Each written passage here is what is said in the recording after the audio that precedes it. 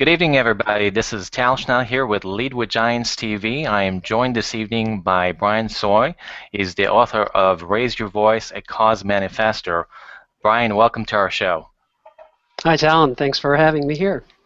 Great, and we're delighted to have you. I know you've got some great material about the art of communication and leadership, so we'll look forward to getting into that conversation soon. But let's do a quick introduction. We'll go from my right, and we'll go with Liz Stencil. Go ahead, Liz. Hi, I'm Liz Stencil with Stencil Advisors, joining you from Salt Lake City, Utah tonight, and glad to be here. Glad to have you here this evening. And next, Dan Forbes. Hey everybody, I'm Dan Forbes. I am hanging out from Sarasota, Florida. I have the good fortune of being the founder of the Lead with Giants community. You can find out more about that at leadwithgiants.com. Great to be here tonight with our panelists and our special guest, Brian Sooy. By the way, I like your sauce. The soy sauce. Is that what we're talking about tonight, Tom? Yeah, that's a Florida humor, but we'll let this one go. Oh, he has a book. And he has a book, too. Yeah, this is in case. It's called the book. Raise Your Voice. It's A Cause Manifesto. It's a nice little book, but it has a lot of great stuff into it, which we'll go into it. And we really like your icon there that you came up with on your screen. Brian, go ahead and introduce a little bit about yourself and where you're hanging out from as well, please. Well, I am calling in from Elyria, Ohio, which is about 28 miles west of Cleveland. And my firm is called Aspire. We work with mission-driven organizations, which will include nonprofits and philanthropies, to help them build purpose-driven communications through marketing, positioning, and web development. And design. We're essentially a design firm, and all of our communications work flows out of that design perspective. Well, we're excited to have you and happy that you can join us, because I know you probably have a busy schedule and promoting the book this week. It's your book launch, so thank you so much for that. And last but not least, Andy Lyons. Hey everyone, Andy Lyons here, hailing from Boston, Massachusetts, and I'm looking forward to learning more about Raise Your Voice. And I hope I don't have to raise mine with Dan Forbes today. Now you pay good attention and you're a focused young man. Okay. Good. I'm glad that somebody is supportive and will help us there since I'm hosting the show. But Brian, I want to start off with a quote that you shared with me this morning by James Humes, a presidential actually a writer for the president, several presidents. And you shared the quote is, "The art of communication is the language of leadership." So talk to us about that. Why should leaders pay attention so much to communication? Well, in my experience, and I'm sure in many of your listeners as well as yours, you find that you can have a great leader who has a great vision, but if they don't communicate that, and if they don't have a way of connecting where they want to be and where they want you to follow them, they're going to turn around and nobody's going to be back there. So the idea that the art of communication, how you communicate, what methods you use, what words you use, the tone of voice, the body language, all that's important. And that's why I relate and Raise Your Voice to identity and personality and character, because I think these are character values. They're values that are more personal than they are anything. So than like what some people may call a brand. So communication being that language of leadership, knowing that if you're a leader, you need to be able to communicate in the way that your listeners, whether it's your team or your audience, needs to hear. You have to understand that as well. You'll have your style, but if your style doesn't match with the way your listeners are listening, there's going to be a gap. So it's really about crafting your message to make sure that it's not just about your vision, but it's your audience that's listening and can relate with their heart and mind to your message. Exactly. That's part of what I call be engaging.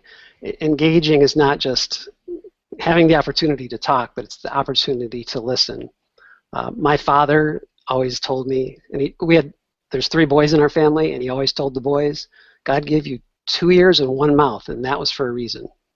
So you could listen twice as much as you talk.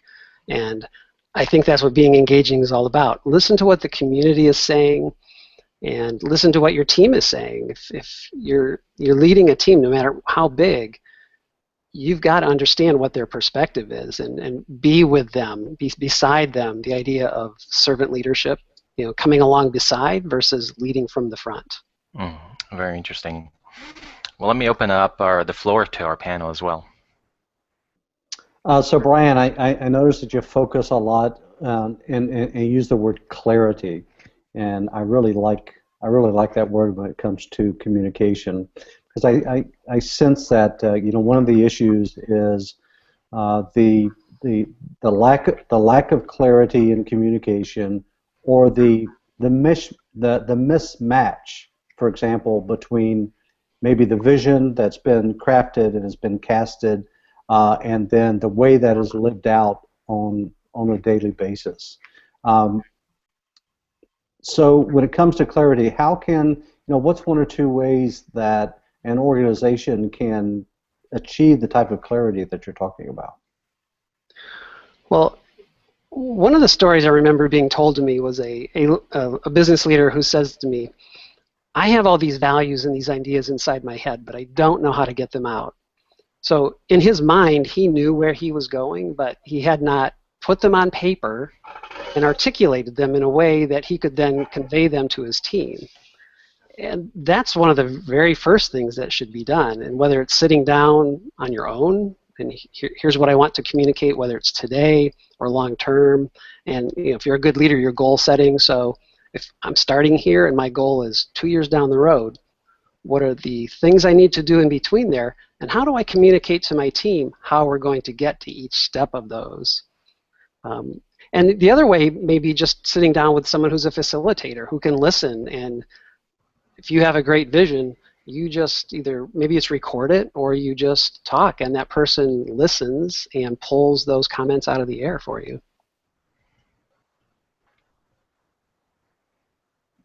Don't organizations or companies, or I know you do a lot in the nonprofit space, they sort of develop their own language, their own terminology, and so I would think leaders need to be proactive about that rather than to just allow that to happen by accident.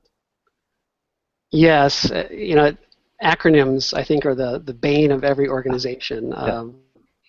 I've been doing some work with EntreLeadership, which is Dave Ramsey's leadership development, and they threw out KPI, and I had to stop. I mean, I've been in business 25 years, and I said, "What's a KPI?" And so, yeah, I think leaders need to understand that, especially when it comes to something like an acronym, or internally, their team may not know what those are. But think about organizations who are trying to communicate in any way, whether it's a nonprofit or a business of any kind, and they're trying to communicate with an audience or a customer, and they start using acronyms that aren't defined.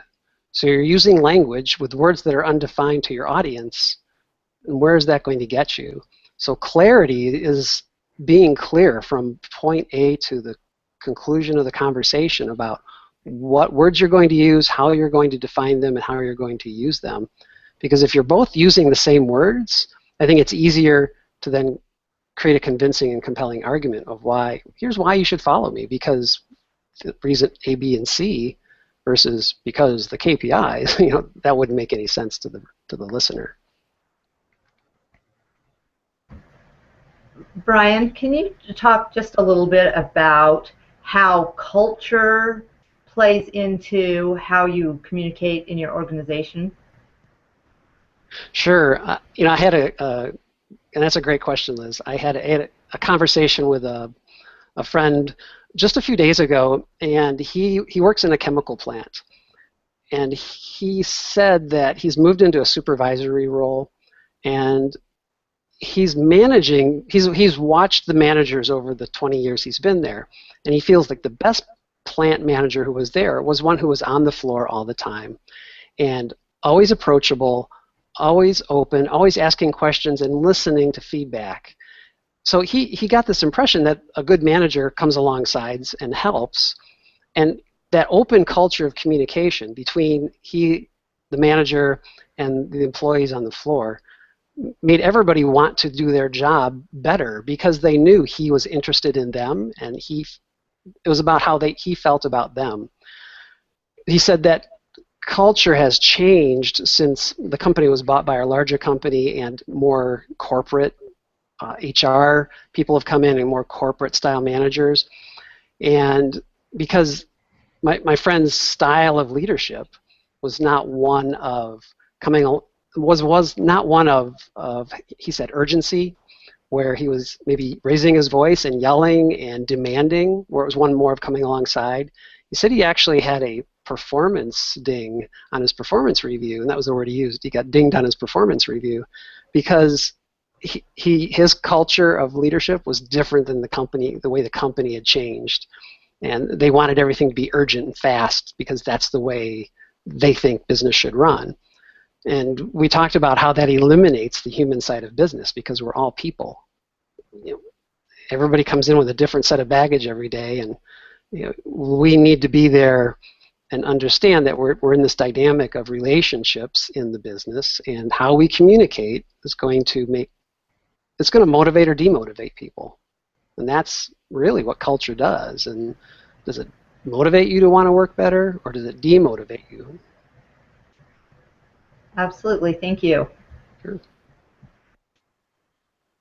Brian, talk to us about, because you mentioned relationships and connections, how important that is to communication. And the only reason I ask is because sometimes as business leaders, they focus on the bottom line and they focus on results, but it's almost like putting the cart before the horse.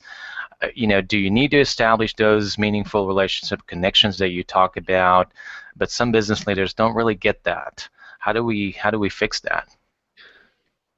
Yes, as a business leader, we always have to be cognizant of our internal communications and the internal relationships that we have.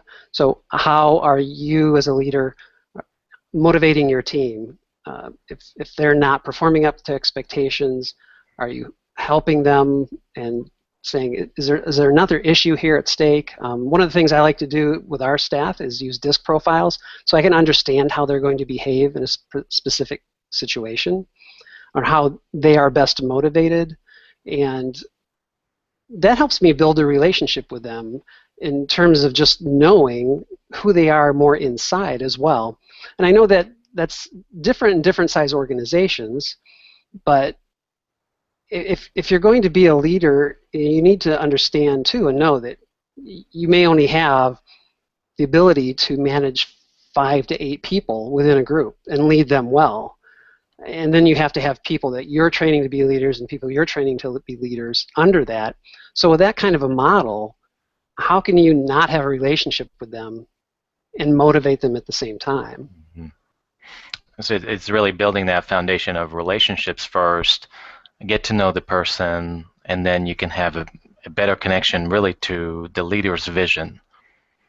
Sure, and you can have, as the leader, you can have more influence on leading those individuals as well. So I think in the big picture, in any organization, whether it's a nonprofit or if it's a business, the people who want to work there, or the people who want to be ambassadors or advocates for it, they're looking for a leader to follow. And it's up to us to step up and be that leader. Great. Okay, we're concluding segment 1 here with Brian Sooy, the author of Raise Your Voice, and we'll continue on segment 2, but for right now we're concluding this one. Thank you.